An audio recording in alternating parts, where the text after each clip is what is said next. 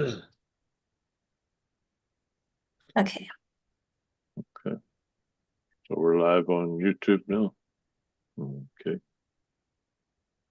Okay, we'll go ahead and get started. Let's see who's here. Good afternoon, everyone. Welcome to. Sorry, that's my. Good afternoon, everyone. Welcome to the May Guam Board of Accountancy meeting. I call this meeting to order. Before we begin, we just want to confirm that the meeting has been properly noticed, and I think I'm just looking at the minute. It's been noticed on May 15th and 8th and 13th. 8th and 13th. What am I looking at? 8th and 13th. Yeah. So it looks good. Yep. So we'll go ahead and proceed. So present are board members Taling Taitano, Jenny Chu, Francis Baba, and is Sean here? Yeah, Sean Phillips. Yes. And to confirm this meeting, of course, is virtual. Also is Executive Director Dave Sanford. So first item on the agenda would be approval of last month's minutes to the board meeting, which was April 24. So please take some time to review. Move to approve subject to correction. Second. Second, great. Okay, so minutes to last month's meeting is approved. So next item on the agenda, we'll go ahead and continue with Dave, you want to do old business or? Yep. Yeah, I'll do the old business. So the first item on all business is the foundation update. There you go. Right, the Guam Endowment Fund. Endowment fund update. Okay. Yeah, so the fund is up to like 5.69, basically 5.7 million. And that's as of May the 9th, although it was down to 5.64 something at the end of April, per this statement here. It's 5.643. And then we paid out 13,000 in funds and fees for the quarter. But then the first 9 days it jumped back up another 40,000, which got us to the 5.698. So basically 5.7 million. That's year to date. The return has been a 1.71% decline. That's just the first quarter of the calendar year. So, but we're still holding our own. It's still just as volatile as ever, as everybody knows, especially with all the goings on for the last few days with tariffs and all the rest of the stuff. And the market's just went up 1,000 points yesterday or the day before, I think. Day before. Yeah, the day before. If we flip back to the basic statement here in the back, the expenses are this is 13,890, almost 14,000 was the expenses taken for the month. That's the investment management fees. And then we show the net 14,800 realized long-term capital gain. We've had a little bit of gain, a little bit of loss. It's so far nets to a capital gain, but for the most part, none of the investments are really liquidated. So we're still hanging in there. This is just 1 month's activity, right? Right. This is just the month of April. Yeah. Okay. So essentially, we're doing as good as anybody else in the market, I guess.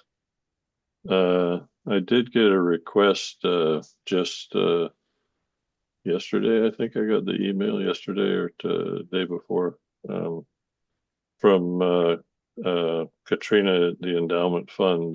She's saying that the Raymond James people are saying that now that we've reached the 5 million mark, that we should look at diversifying our investments a little bit more. And I'm not sure what that means, but so we're going to arrange a meeting with her and the advisors, I guess, to see what they have to say. I thought we were diversified already. Maybe they want us to. So did I. So I'm not real sure what that means. So we'll see what they think maybe they have some suggestion for investments. I have no idea. Maybe international investments. Maybe, I don't know, or maybe a mortgage for a building, and I don't know. We'll find out though. Oh, You know, non-standard investments? Is that I, what do you call it? I, I have no idea, but but we'll see what they have to say, and then we'll decide from there. I mean, we have an investment plan, so as far as I was concerned, I thought our investment plan was pretty good, based on our overall 6% return over 20 years. So we've been meeting and beating that for the first 10 years anyway. It's been 10 years this year, so maybe they have something else to suggest. I'm not really sure, but we'll meet with them. Dave, what amount did you say we needed to be at before we could live off the income? In the past, I would have thought somewhere between 5 and 7, because if you look at the fact that we would probably spend a couple $100,000 a year in terms of if we had a full-time visiting professor. Mm-hmm. But given the way things have gone the last few years with cost and inflation and everything else, it might be a little more. But I'm thinking if we can get ultimately over the next, say, 4 or 5 years, if we can get the fund to 10 million, I think then we wouldn't have a problem having a full-time visiting professor, at least one, maybe even two, depending on what we can do with investments. But we're at the 5.6, and we've contributed basically 4,750,000 or 4,250,000. I'm not sure. So overall, the fund itself has grown by about 1 million, and we've probably spent somewhere around 400,000 to 500,000 over the last 6 or 7 years that we've had visiting professors. I think this is good, Dave. But investing is good, but we should also spend to improve the accounting program at the university. Right. Yeah. So I think that's our priority.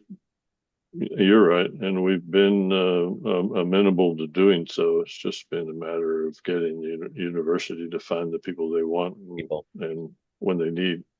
We are supporting the MAC program. There was a professor I suggested, and he did contact Dean Jones, and she talked with him, and he was interested in coming, but he had a personal issue that prevented that this year.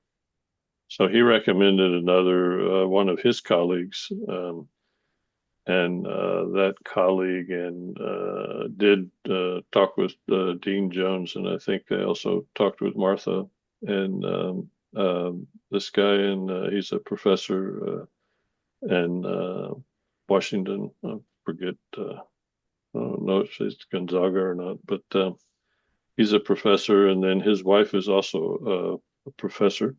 And she's also a lawyer, and they both teach data analytics and these kind of things in accounting programs. So the two of them have decided that they would fill in the summer session, and the dean, I guess, and Martha approved it. So the two of them are going to fill in the summer session for the MAC program, I think in the data analytics class, and then I'm not sure in one of the other business class maybe. So they will be participating in the MAC program over the summer session, and it will be virtual, so our expenses are limited. I think the stipend is about 5,000 each for their participation on a virtual basis. So. So they'll be doing that this summer. So we've committed to the 10,000 expense for the summer program to support the MAC, the new MAC cohort. I guess there's the third cohort they have. Do you know how many students they have? Not sure. but typically they've been having somewhere between 8 and 12 students for each cohort, I think, so, or maybe more in the first or second one. I think they had over 12, maybe 15. So I saw your Not, email, and I think I also saw it from NASBA about the approved pathway now, but last yeah, last month. the UAA language, they approved amending the UAA language. So if students take the MAC program, that would just mean they need only 1 year of experience Right, to that's correct. sit for the exam. Yeah. 1 year of experience. So yeah. So yeah, we'll see how that goes. I'll be happy when they stop changing all the rules so we can get done with our rewrite. Yeah, good thing you haven't done anything yet. I keep working on it, and I keep thinking we're getting close, and then they change something else again. So I don't know. It's been in flux for the last 18 to 24 months. It's crazy, but we're slowly getting there. So, okay. Does anybody have any more questions on the fund or the visiting professor program? Nothing. Yep. Okay, then we go on to the new licensees.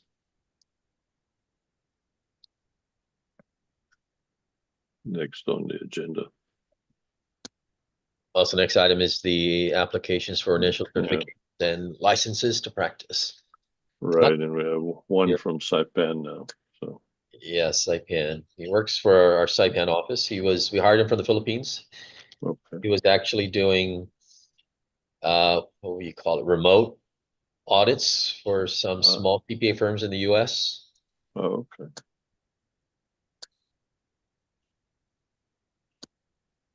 Good. Move to approve. Okay, so we had I think 20 something this time. Yeah, 27. So Okay, can I hear a second? Second. Second, there you go. So approved. okay, it's a good deal. Okay, moving right along, the quarterly report is the candidate care quarterly report. It's about the exam for the first quarter of 2025.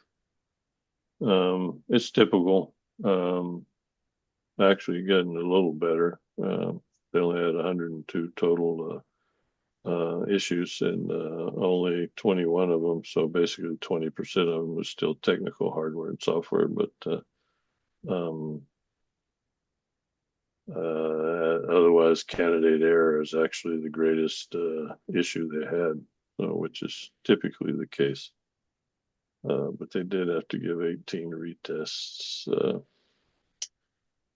but on the whole, that's pretty good considering all the things they gave. They have issues, and they were saying that the tangible item for the quarter was that the territory of Bermuda was added to the list of testing countries.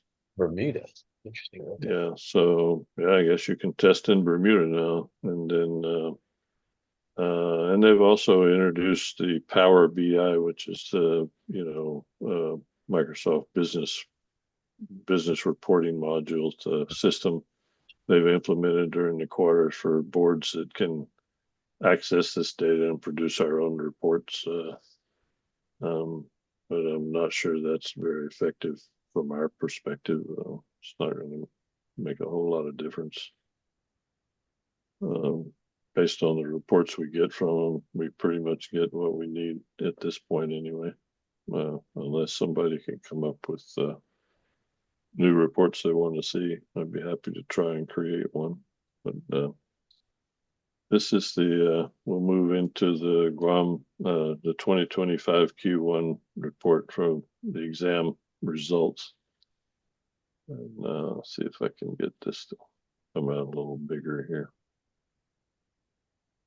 Only on my laptop here, so it's a little more difficult to get to real data. Can't make it useful, but as you can see, we're in the 32 overall pass rate. We ranked 32, and the overall average score we ranked 29. But again, if you look at the candidates, we had 1,715 candidates, 2,000 sections, 2,028 sections, and we had a 48.8% pass. Our average score was 70.4, and our average age was 29.4, meaning that we're a bit older. Our population is a bit older than our candidate population is a bit older than Most others. the average from a nationwide basis. But if you look at the actual volume compared to last year or last quarter, well, basically last year here, you're looking at for the first quarter of 2025 compared to the same quarter of 24, we're up 68% in volume.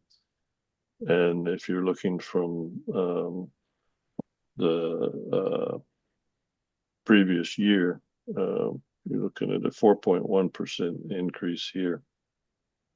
So the thing that's kind of odd is that we're seeing increases here from quarter to quarter and year to year, and for the year and for the quarter, from this quarter to last quarter. This arrow's a little bit off here, but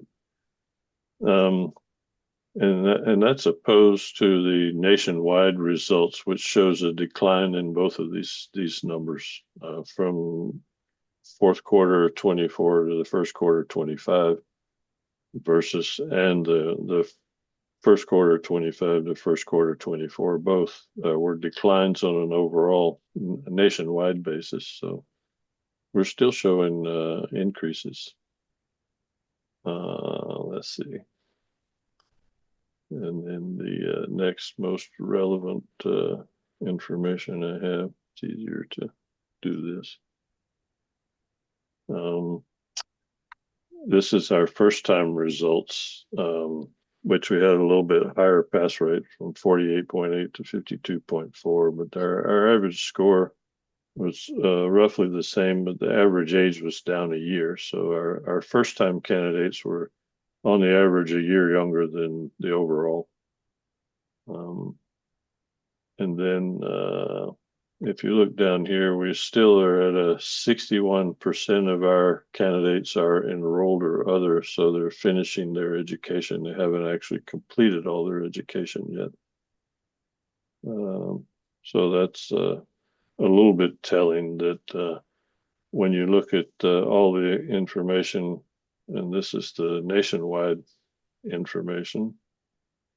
So if you look at that, our candidates compared to everybody else on a nationwide basis overall, our pass rates within 1 point, and our average age and our average score is basically the same. So even though we have 60% of our candidates still working on their education, they're doing as well on the exam as all the rest of the nation combined. So, and here you can see they had we had a 60-something% increase for the first quarter. Nationwide was only 48%, but they had a 2.7% decline from the fourth quarter of 24 to the first quarter of 25, and we still had a 4.8% increase. So in that sense, we're still on an international basis. Our candidates are increasing, while the nationwide candidate base was decreasing.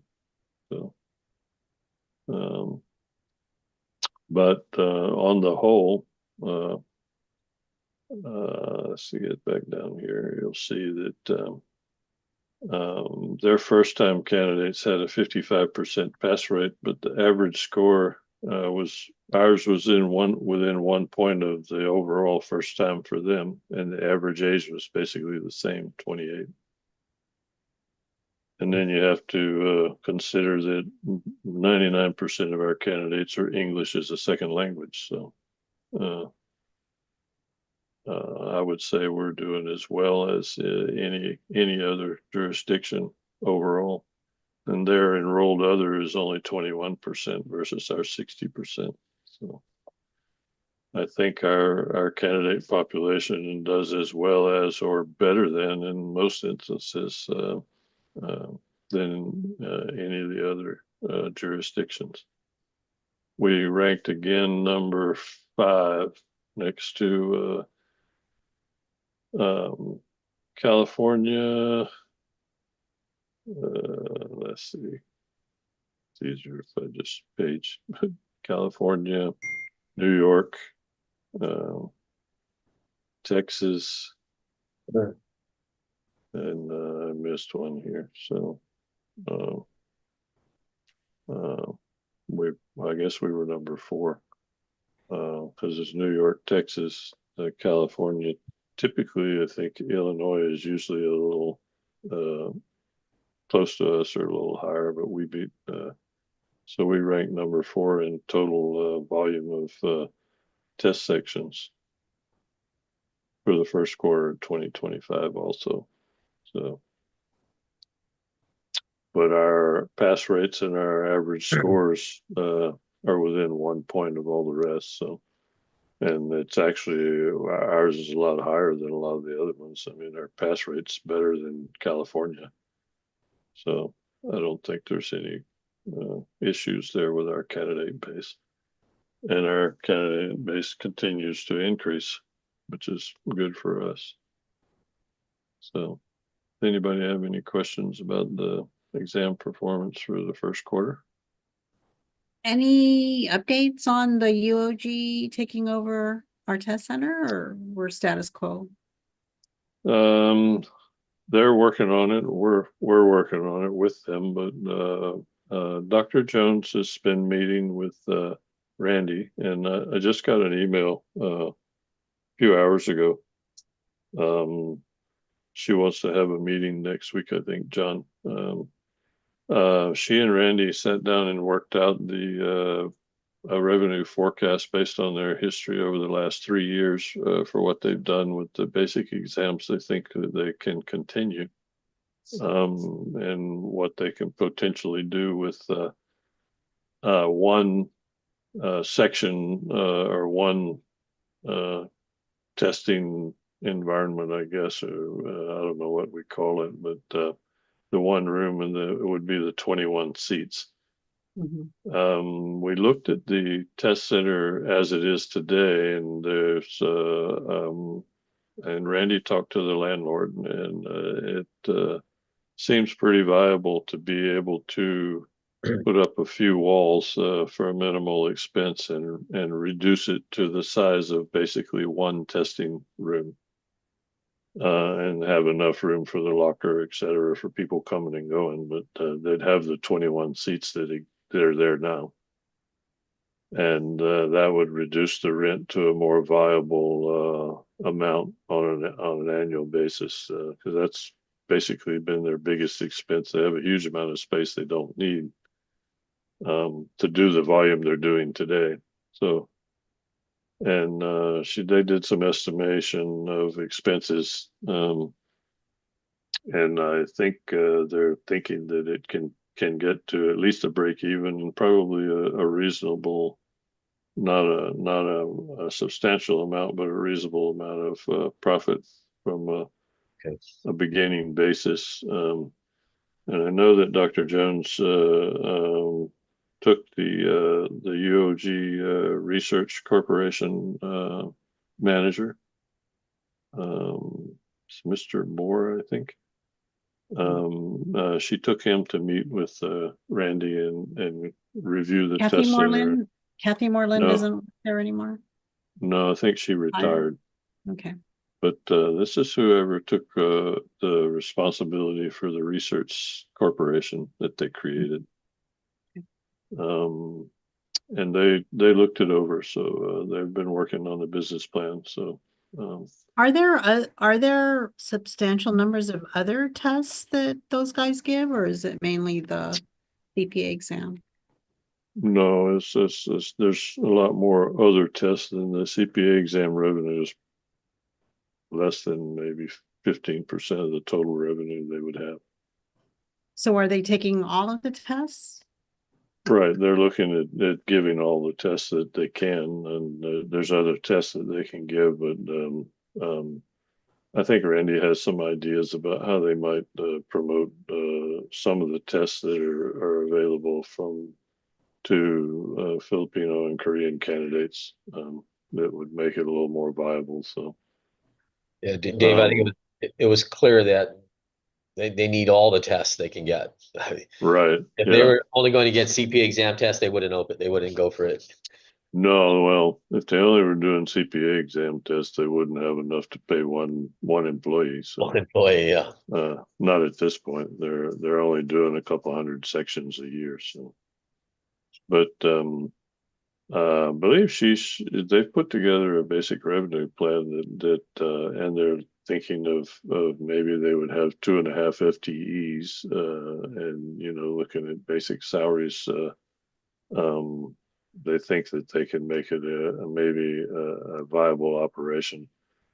The big issue is getting it started, and as long as it's started and it's well, at a minimum, it has to break even. But from Dr. Jones's perspective, it really needs to make some money because they need a profitable venture. They don't need a loss leader. So, Yeah, I think that was her so, caveat. She said, yeah, we need to have not just any business plan, but a plan that is reasonable, yeah, and needs to be profitable. So, profitable. Yes. yeah. So, but I think they're looking close to getting to the point, I think, where they think they maybe can do it. Randy did say that he met with the landlords and they were amenable to, giving them a break on the space and the rental costs. So, which means that they could basically take it over, make it smaller, and be up and running without much expense at all, because all of the hardware, everything is actually there, so it's all in place. It's not something they would have to invest in from the get go. Would depend on maybe NASBM or somebody makes a contribution. If there is a need to, I'm not sure who actually owns that hardware.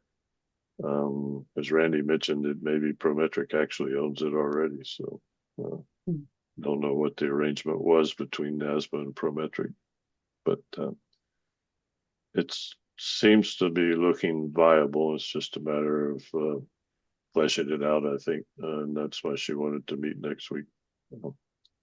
So I'll request some availability time, John. Okay. In my schedule. Okay. Any other questions about the test center or the exam performance? If not, we can move along. This is the new fee letter. Of course, we got the information back in March about what the fees would be. This is more of the here's when we're going to start charging you this amount for 2026. As always, they stagger it because of the disparity in the timing between the notice to schedule links.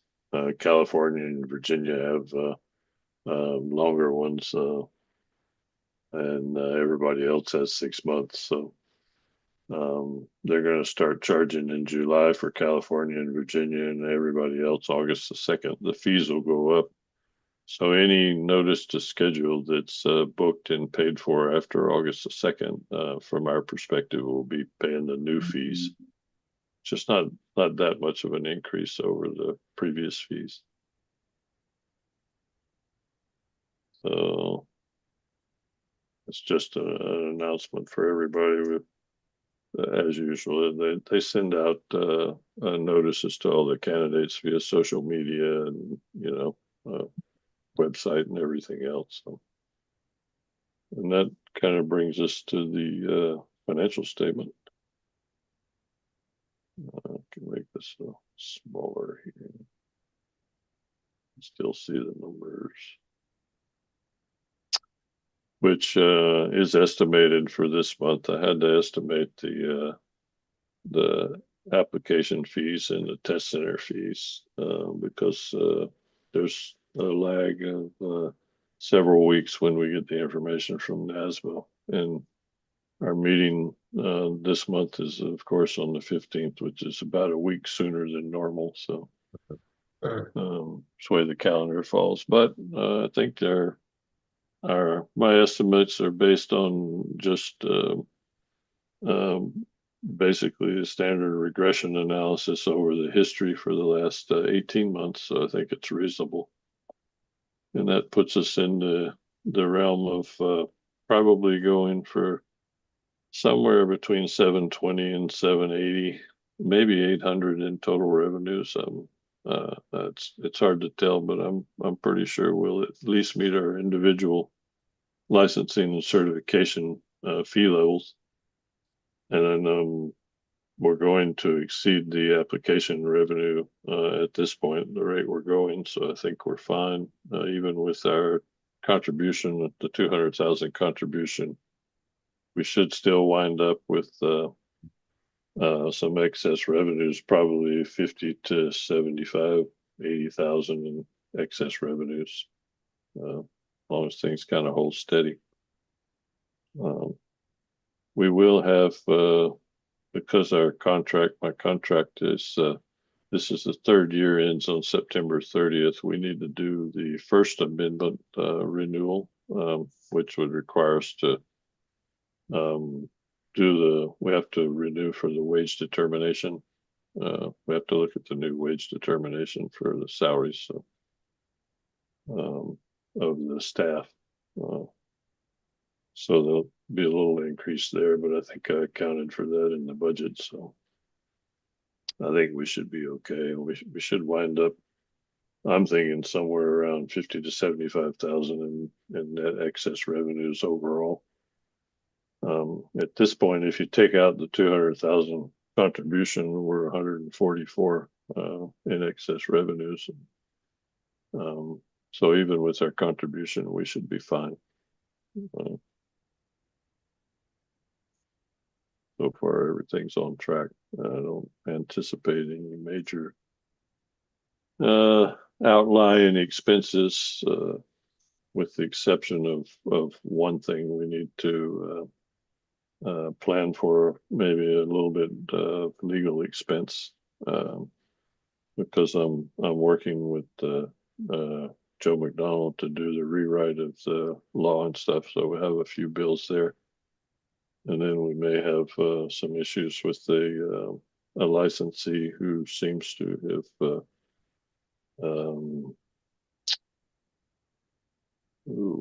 what was that all about? What happened, Dave? There's Not licensee sure. has a problem.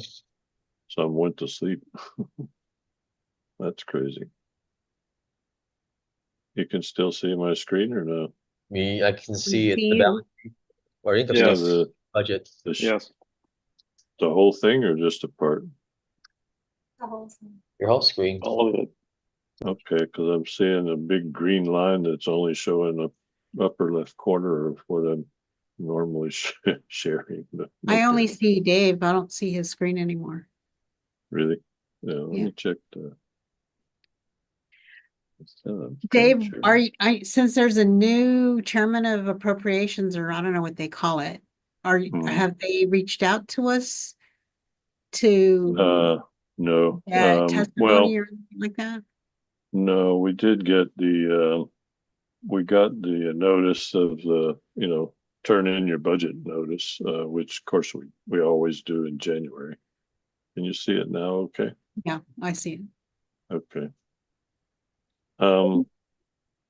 Yeah, they sent us the usual, turn in your budget thing, and we did that, but we haven't heard anything since then, at least not that I know of.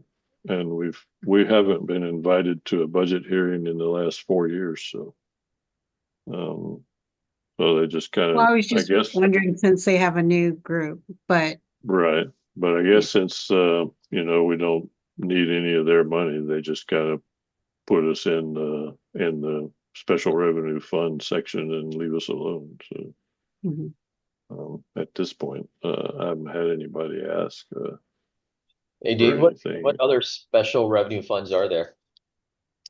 Well, there's a whole list of them, but there's only a few that are kind of like us, and off the top of my head, John, I can't think of any. But then you look at the few other things about the licensing is just the contractors and peels, and they typically request a couple hundred thousand in budget revenue, but they typically need a couple hundred thousand in subsidy. Subsidy, okay. At least the contractors do. I'm not sure about the peels, but I think they're the only other two that I'm aware of that are somewhat like us, but we don't need any of their money. So I think they just kind of shove us in that special revenue category and leave us, I haven't had any requests to meet budget hearing or anything. So That's good. but we turn in all the detail and everything, just like same forms that all the other agencies use, as far as I know. We turn it in every year. So. I stole their senior analysts, so they might be struggling to figure out what to do. Okay. As long as you steal their analysts. Yeah. Well, I'm sure if they needed any help, he'd probably be happy to give it on the weekend or something. Yeah. Yeah, but I haven't had any requests from anyone to show up at a budget hearing. Not in, well, it's That's a been good thing. yeah, that's okay with me. 4 or 5 years, I guess. And so, not complaining about that. So, okay, that's basically all I have at this point. So I don't know if anybody has any questions about anything else. I did just, we had the AICPA council meeting today. I attended, and then we had Jerry Phillips was here attending with me, and then the two of us had a meeting with Representative James Moylan in his office to pursue the AICPA agenda relative, to the tax issues and getting accounting. There's a bill pending in Congress to include accounting in the K through 12 educational STEM program, so that we can so that the STEM monies that are granted through the K through 12 grants can also fund accounting, as well as your science and technology and engineering and math stuff. So and he was amenable to supporting that, and also the bill relative to some of the tax issues. And that went over well, I think. So we'll see what happens. But are they still moving forward with gutting the IRS? Don't know. They've been back and forth over that, and it's funny because from what we were hearing is that they had a huge amount of positions that were funded, and it's kind of like the thing they were doing with the transportation secretary today. They're saying, well, they funded 2,000 positions, but funding and filling is two different things. So, that's what they were also saying, that a lot of the IRS positions were funded, but weren't necessarily filled. So I don't really know if they're where they stand, but from what we've heard is that some of the cutting they're doing is actually they're just cutting the positions that were never filled. The vacancy. Right. So it's hard to tell. You hear all kinds of things. You don't really know what's the right and the wrong thing to believe. So it's hard to tell today. But we were pleased that Representative Moylan was at least amenable to supporting including the accounting and the STEM programs. We want to get it into the high school levels. Hey, Dave, any Do you know the status or the latest on the Florida Board of Accountancy? Are they going to be? It's still pending. So up in the air, and it's pending. Apparently, there's the person in the House, the Florida House, that brought this bill forward and has been pushing it. He was the chairman of the organization that supports doing away with all of the regulatory licensing laws. He's for open licensing, that kind of thing. So this is the person that put this forward. And the Florida Senate basically said, no, take it out. We don't agree with it, and pushed it back to the House, the Florida House. And at this point, the the bill that this person that was the former chair of this organization, he has a bill that's his community investment reinforcement bill that's supposed to help all the community stuff. He tacked it all onto that. So they said that bill went from like 20 or 30 pages to like 600 pages overnight. So then they did not adjourn their session, but they extended their session. So the House now has the Florida House has an extended session that's just going to continue until they decide to adjourn it. And they're thinking that they're going to try to push it through, but the Senate is against it. So we still don't know where it's going to land. And everybody from the Florida Institute of CPAs that was here, and John Johnson was here from NASMA, and Wendy, and they're all doing everything they can to lobby everybody to turn the thing down. It makes no sense whatsoever. Mhm. He's basically says that they would completely do away with any education requirements or anything else, and CPE. There's no CPE or anything. You want a CPA license, you just sign up and get one. And that makes the only professions that were carved out in this bill to continue in their licensing functions and education function were doctors and basically the two types of doctors and dentists, I think. And everybody else is don't need that education and don't need continuing education or anything else. So it's still up in the air at this point, and nobody knows where it's going to land. But they're working hard to make sure that it goes away. So we'll see. But I think AICPA and NASMA both made it clear to the Florida legislators that if you pass that bill and you start licensing people, then they're going to have nowhere to practice but Florida, because no other jurisdiction would accept them as a viable licensee from a mobility standpoint. So you basically create an island of licensees that could go nowhere and do nothing except practice in Florida. Mhm. We'll see how that blows over. I don't know. Yeah. I mean, it just makes no sense whatsoever. So, but that's kind of where it stands. So we'll wait and see what happens.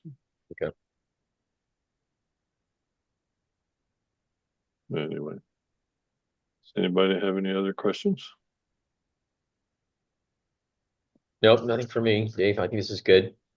Okay. Is that the last item on the agenda for today? Yeah, that's it. Okay. Looks like, okay. I think, so I'll be leaving was it next week? No, that's June. Sorry. Well, I'm going somewhere else next week. Never mind. But I